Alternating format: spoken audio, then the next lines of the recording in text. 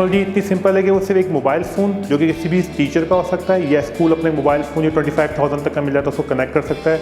और direct connect करके वो प्रोजेक्टर से करके डिस्प्ले दिखा सकता है। इसका मतलब ये चीज़ अपने स्कूल तक ले जाने के लिए कोई बहुत बड़ा हार्डवेयर क्रिएट करने की आपको ज़रूरत नहीं है। सिर्फ एक स्मार्टफोन, एक प्रोजेक्टर और आप अपने स्कूल में एक एडवांस टेक्नोलॉजी ले जा चुके हैं।